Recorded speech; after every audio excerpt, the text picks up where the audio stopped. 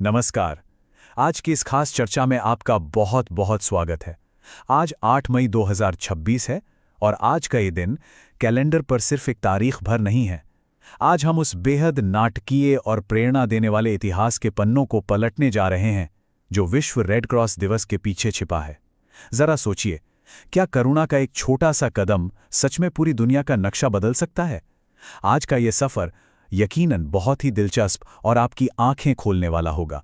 मानवता में एकजुट या यूनाइटेड इन ह्यूमैनिटी, ये सिर्फ कोई कैच फ्रेज नहीं है, बल्कि ये साल 2026 के विश्व रेड क्रॉस दिवस की मुख्य थीम है। और इसके पीछे एक बहुत ही गहरा मैसेज छुपा है, मानवता को जीवित रखना। ये हमें याद दिलाता है कि भले ही आज दुनिया कितनी भी बटी हुई क्यों न लगे, लेकिन करुणा और सेवा का वो धागा है जो हम सबको जोड़ कर रखता है। और सच मानिए, यही वो जज्बा है जो हर दिन लाखों लोगों की जान बचाता है। तो चलिए जल्दी से देख लेते हैं कि आज हम किन किन चीज़ों पर बात करने वाले हैं। हम शुरुआत करेंगे रेड क्रॉस दिवस 2026 से। उसके बाद हम चलेंगे 19वीं सदी की उस खौफनाक सोल्फेरिनो की त्रासदी की तरफ।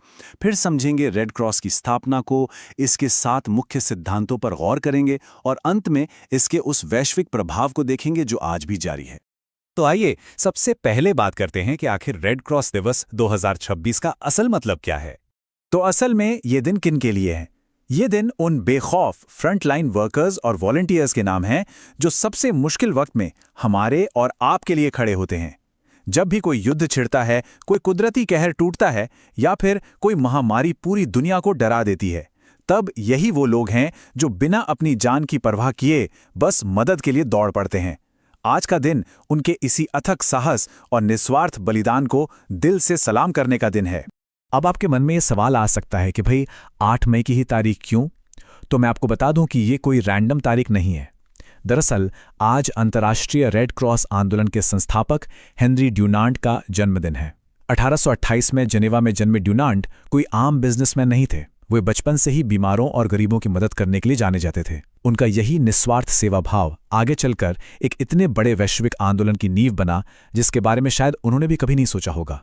अब हम कहानी के उस हिस्से की तरफ बढ़ते हैं जिसने सब कुछ बदल दिया, सोल्फेरिनो की त्रासदी। साल था 1859।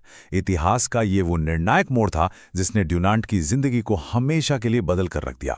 इसी साल उन्होंने सोल्फेरिनो के युद्ध का वो भयानक मंजर अपनी आंखों से देखा था। इस घटना ने उन्हें अंदर तक इस कदर झकझोर दिया कि दुनिया को मानवीय मदद का एक बिल्कुल नया और व्यवस्थित तरीका मिल गया। जरा उस मंजर की कल्पना कीजिए। एक तरफ वो खौफनाक युद्ध भूमि थी जहां हजारों सैनिक गंभीर रूप से घायल, लहूलुहान और असहाय पड़े थे। उनकी चीखें सुनने वाला कोई नहीं था। और दूसरी तरफ थे हेनरी ड्यूनांट। उन्होंने उस भयावहता से मुंह मोड़ने के बजाय तुरंत एक्शन लिया। उन्होंने बिना किसी हिचकिचाहट के स्थानीय लोगों को इकट्ठा किया और उन घायल सैनिकों की देखभाल शुरू कर दी। उन्होंने ये बिल्कुल नहीं देखा कि कौन सा सैनिक किस सेना का है। उन्होंने सिर्फ और सिर्फ इंसानों को बचाया।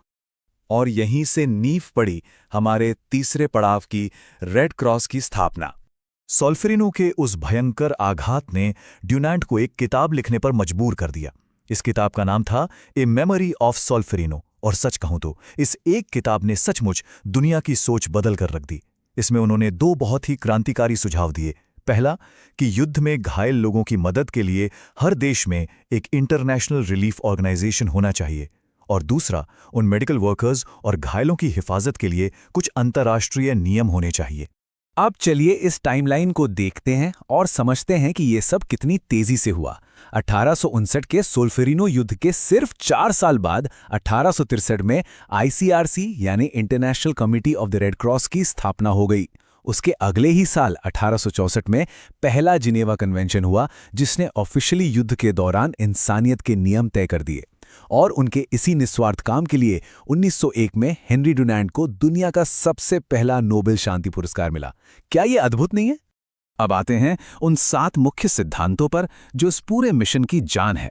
मानवता, निष्पक्षता, तटस्थता, स्वतंत्रता, स्वैच्छिक सेवा, एकता और सार्वभौमिकता।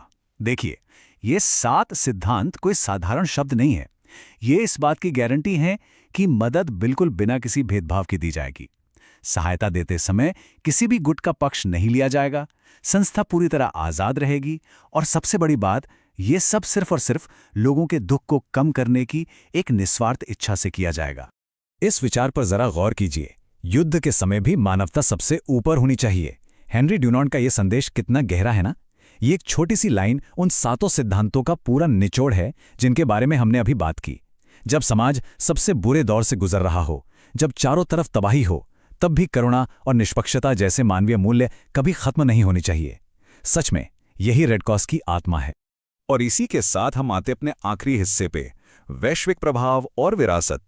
वैसे तो इस आंदोलन की शुरुआत 19वीं सदी में ही हो गई थी, लेकिन 1948 से 8 मई को आधिकारिक तौर पर विश्व रेड क्रॉस दिवस के रूप में मान्यता मिली। तब से लेकर आज तक हर साल ये दिन हमें याद दिलाता है कि एक ऑर्गेनाइज्ड मानवीय मदद की असल कीमत क्या है। ये सिर्फ एक दिन मनाने वाला कोई उत्सव नहीं है, बल्कि इंसानियत और शांति के उस मिशन का प्रतीक है जो आज भी बिना रुके अपना काम कर रहा है। और ये चीज बहुत ही शानदार तरीके से दिखाती है कि आज रेड क्रॉस का दायरा कितना बड़ा हो चुका है। आप देखिए, अगर प्राकृतिक आपदाएं आती हैं तो वो राहत कार्य में सबसे आगे होते हैं। अगर युद्ध या कोई संघर्ष होता है तो वो अपनी जान पर खेलकर मेडिकल मदद पहुंचाते हैं। और जब कोई महामारी या इमरजेंसी आती है तो वो तुरंत स्वास्थ्य सेवाएं और जीवन रक्षक ब्लड डोनेशन शुरू कर देते हैं। मतलब संकट चाहे कैसा भी हो, उनका रिस्पॉन्स हमेशा तैयार और अडिग रहता है। तो आज की इस पूरी चर्चा के बाद एक बहुत ही बड़ा और गहरा सवाल हमारे सामने आता है। क्या हमारे सबसे बड़े संघर्षों और संकटों के बीच भी मानवता सबसे ऊपर रह सकती है? हेनरी ड्यूनांट की विरासत और इस साल की थीम मानवता में एकजुट हमें इसी सवाल पर आत्ममंथन करने पर मजबूर करती है। मुझे लगता है जब तक इस सवाल का जवाब हाँ है, तब तक हमारे पास एक बहुत बड़ी उम्मीद है। तो आज के लिए बस इतना ही। अपना ख्याल रखें और मानवता को हमेशा जिंदा रखें।